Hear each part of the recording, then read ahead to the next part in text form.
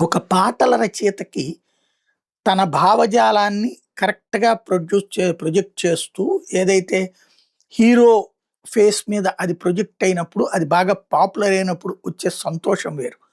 కొన్ని కొన్ని పదాలకి సామాన్యుడికి అర్థం తెలియకపోయినా సరే, అందులో నుంచి అద్భుతాల్ని రిథమిక్‌గా పాడటంలో ఉంటది. సిరివెన్నెల సీతారామ శాస్త్రి గారు పాడిన పాటలన్నీ అట్లాగే ఉంటాయి.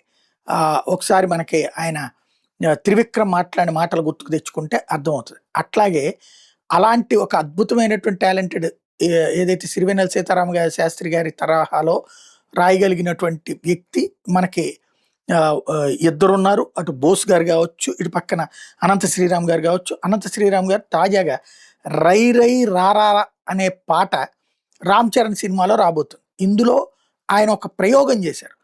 ఒక్క ఆంగ్ల పదం గాని, ఒక్క పరభాషా పదం గాని ఉండదని తేల్చి చెప్పారు.